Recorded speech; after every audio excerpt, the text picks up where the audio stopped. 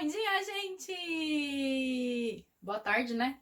Boa tarde, Japão. Bom dia, Brasil. Hoje o vídeo vai ser daqui. Gente, a luz não tá muito legal. Vai ficar assim, ó. O vídeo vai ser sentadinha no sofá debaixo de coberta porque tá um mega friozinho aqui. Então assim eu vou ficar debaixo de coberta, gente, pra poder bater um papo com vocês. Mas... Ai, deixa eu me ajeitar aqui. Mas eu vim falar de um assunto muito importante para quem tá vindo pro Japão. E para quem não tá vindo pro Japão, é bom sempre conhecer como é que funciona nos outros países, né? Que é a habilitação japonesa. Não vou mostrar a foto, porque é horrível. Gente, essas fotos aqui são horríveis. Nossa senhora, foto de cabininha quase. Então eu vou falar um pouquinho como é que foi a nossa troca de habilitação. Gente, a do Japa foi muito mais tranquilo, porque o Japa já tinha carteira, já tinha habilitação japonesa no passado, só tava vencida. Então o que ele apresentou? Passaporte, prontuário, Zairocard, INCAM, habilitação brasileira. E preencheu o formulário lá na hora e em meio período já saiu com a carteira dele renovada. Sem precisar fazer prova nenhuma, nem teórica, nem prática, nada. E foi muito mais barato, né? Eu não me recordo de verdade quanto que o Japa pagou, mas eu acho... Não sei, não lembro. Só sei que foi muito barato, né? Ele fez em Hirabari, então assim, ele chegou cedinho lá na hora que o Menkan Center abriu. Já deu entrada no processo dele e chegou em casa com a habilitação renovada, né? Isso nós fizemos na primeira semana de Japão. A primeira semana de Japão, o Japão foi lá e já foi numa sexta-feira. Nós chegamos aqui no Japão, acho que na terça.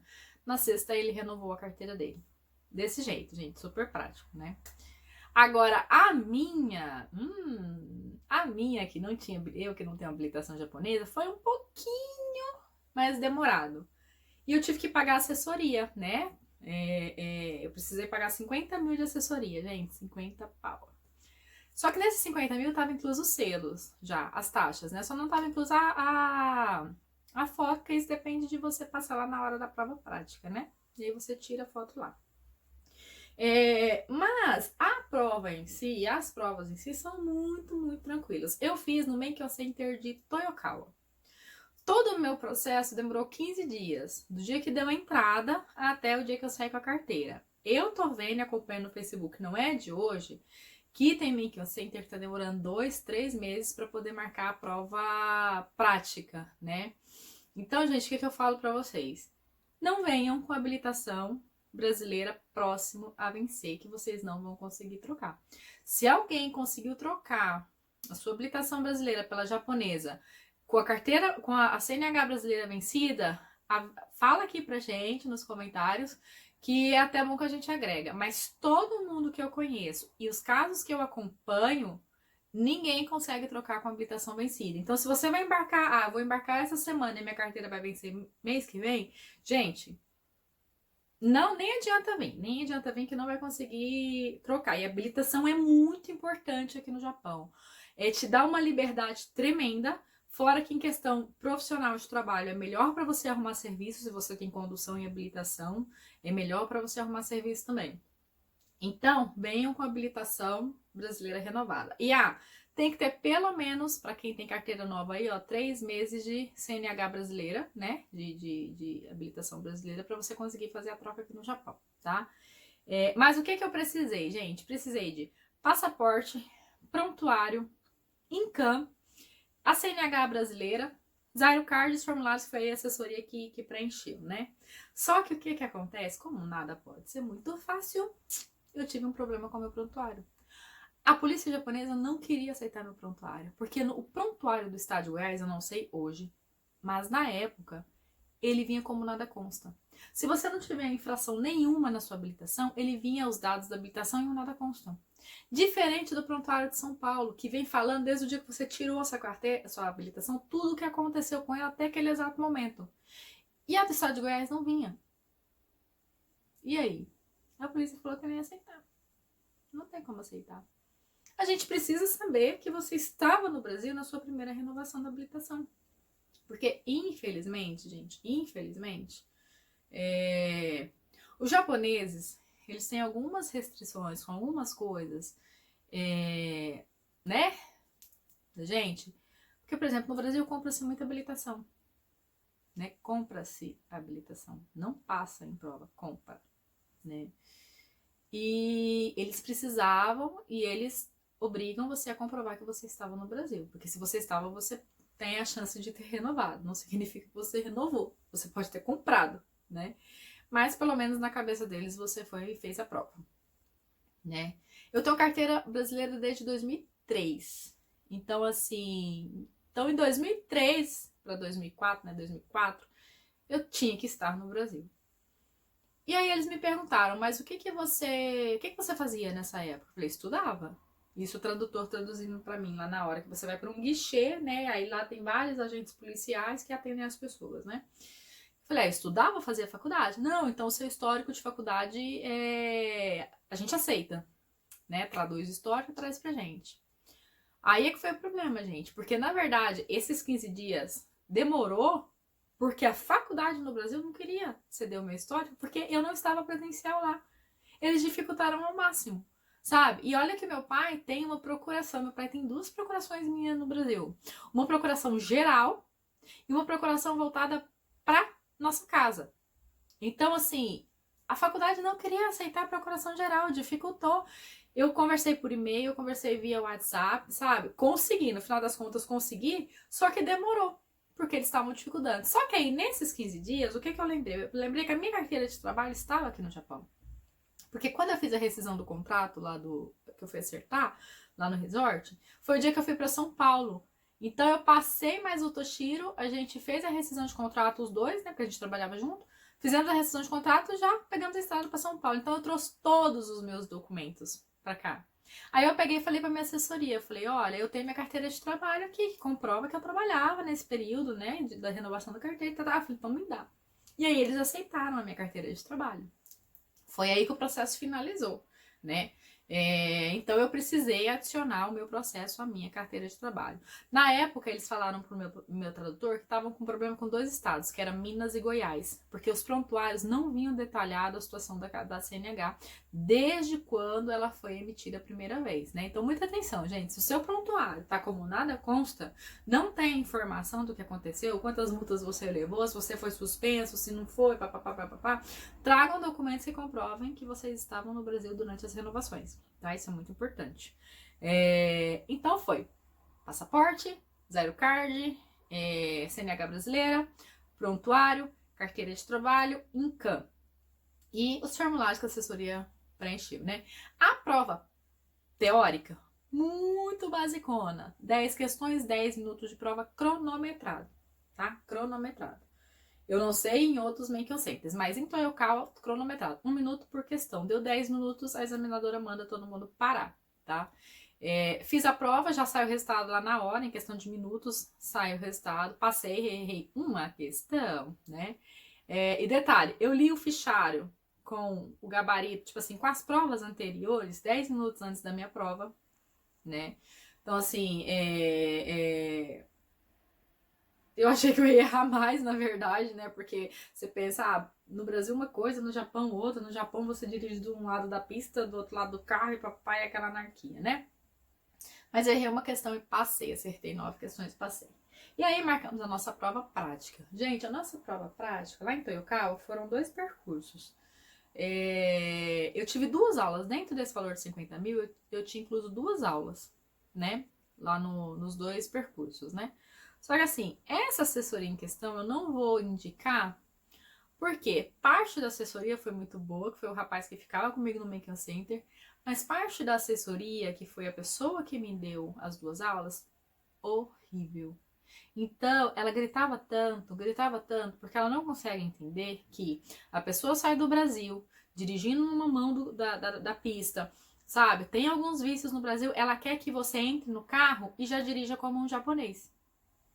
E, gente, isso não vai acontecer em lugar nenhum do planeta. Nenhum, cara. Então, assim, ela gritava até a hora que eu gritei com ela também.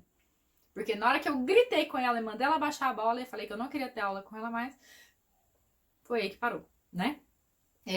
Só que isso me deixou alerta. Me deixou alerta, tá? Gente, eu tenho carteira desde 2003 no Brasil. Eu dirijo pra tudo quanto é lugar. Dirijo pra São Paulo, dirijo pra tudo quanto é lugar. Então, assim, A minha insegurança era só a questão de eu estar do lado inverso do que eu estava acostumada, né? Tanto na pista quanto dentro do carro. Então isso te dá uma certa ansiedade, tá? Mas se você controlar a sua ansiedade, gente, se você sabe dirigir no Brasil, você dirige no Japão, tá? É só controlar a ansiedade. Só que aí no dia da prova prática, ela não estava, quem estava era o rapaz. Então assim, eu tava, né? Tava com aquele negocinho assim, aquela ansiedade, eu preciso passar, porque tudo que me desafia, gente, eu tenho esse problema com ansiedade, então quando eu me sinto desafiada, eu fico um pouquinho nervosa, né? E aí no Brasil, eu passei de primeira, e aqui no Japão, eu me cobrava passar de primeira também, eu não aceitava reprovar, né? Isso é uma coisa que é da minha personalidade, né? Isso é bom e ruim ao mesmo tempo, né? Mas tudo bem.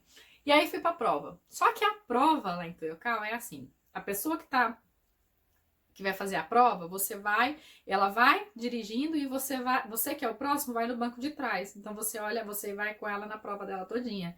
E aí a menina que foi na minha frente, que foi dirigindo e eu fui no banco traseiro, ela subiu no meio-fio de tão nervosa que ela tava.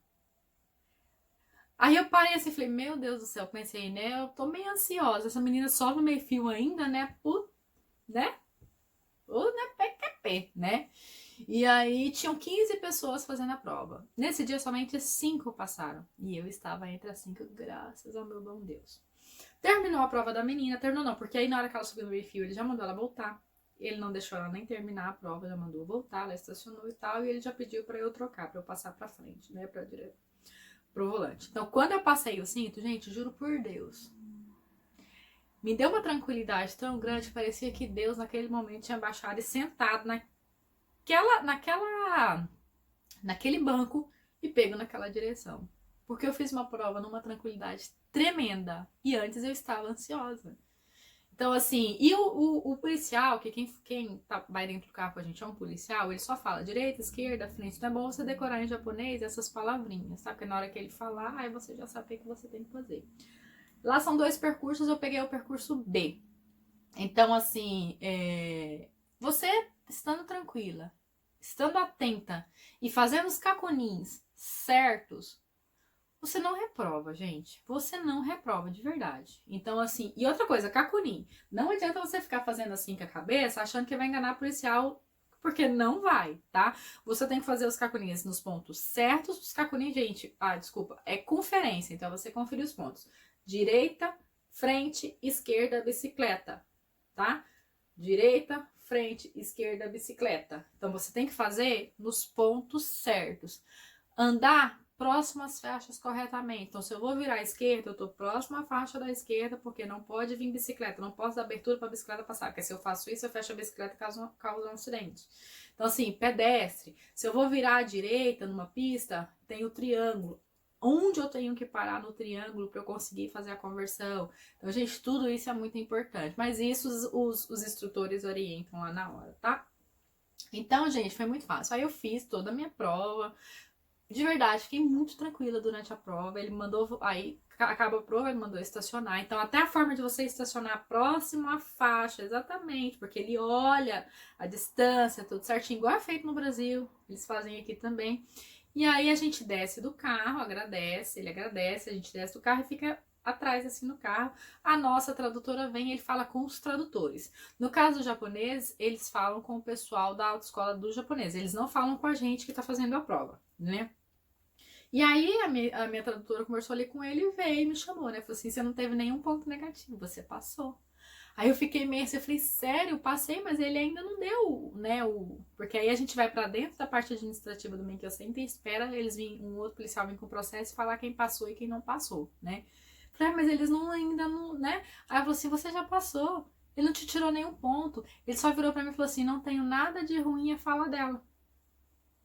Gente, aquilo, eu agradecia tanto a Deus, porque era uma questão particular minha, o que me desafia, eu tenho que conseguir, sabe?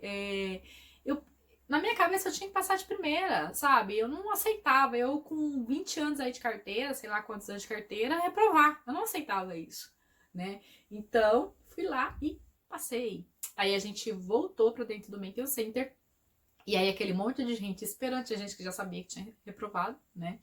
E aí veio o policial com os processos e falou o nome das 5 pessoas que passaram, entregou um papel pra gente, a gente foi lá, pagou a foto, né, que foi 800 ienes, 800 e pouquinho, uma coisa assim. A gente já subiu, tirou a foto, voltamos ali para a área administrativa, esperamos o policial vir com a nossa habilitação japonesa e eu saí habilitada de dentro do Menkyo Center de Toyokawa. Gente, então foi isso, sabe? É muito prático, foi muito rápido. Hoje eu vejo que demora um pouco mais todo o processo, né? Porque gente, tá chegando muita gente no Japão. Muita gente no Japão.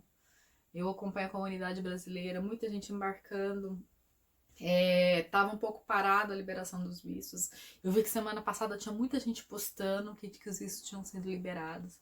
Então, assim, uma dica que eu dou pra vocês para chegar no Japão, tirem a habilitação e não dependam de outras pessoas, tá? Não dependam de empreiteira, não dependam de amigos, sabe? Não dependam.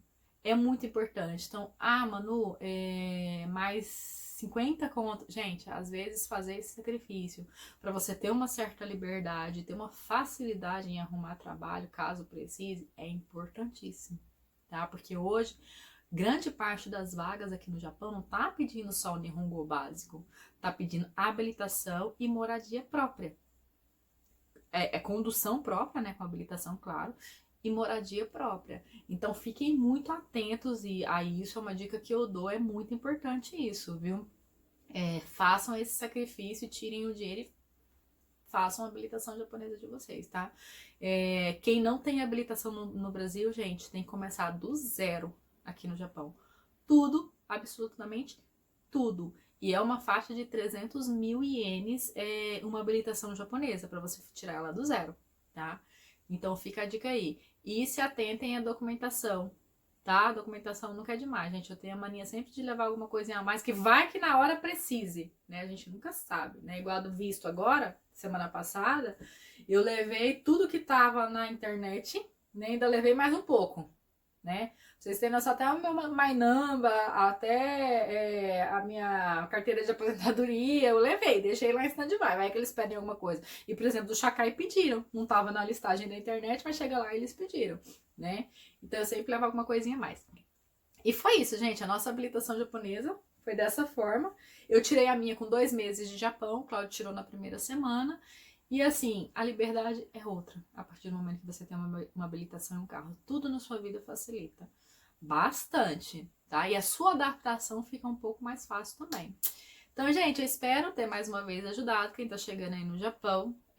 Se precisarem de alguma informação, eu sempre me coloco à disposição. Podem me chamar, me mandar mensagem que eu ajudo com informação dentro daquilo que eu puder. Lembrando sempre que eu falo da nossa realidade. Tem pessoas que podem estar passando por outras coisas, tá? Então, assim, mas eu falo da nossa realidade. Igual esses dias eu escutei uma pessoa no Facebook falar assim, mas a sua realidade é muito bonita. Gente, não é que a minha realidade é muito bonita. Igual eu falei no primeiro vídeo do canal, eu estudei o Japão, tudo que eu podia, durante um ano inteirinho, enquanto o meu processo corria, eu estava estudando tudo sobre o Japão, lendo tudo que eu podia sobre o Japão, tentando pegar as informações e filtrando que eu acreditava que não era agradável, para eu tentar amenizar o impacto da minha adaptação aqui. Porque o Cláudio, isso aqui é a casa dele. O meu, por ser a primeira vez, eu falei, eu vou tentar sofrer o mínimo possível com a adaptação, né? Então eu estudei o Japão, gente. Uma coisa que eu falo para vocês, estudem o Japão. Procurem informações sobre o Japão, venham preparados para o Japão, né? Para facilitar um pouco a adaptação de vocês, dos seus filhos. Porque a gente sabe, gente, o primeiro ano, você fora da sua casa, fora do seu país, não é fácil.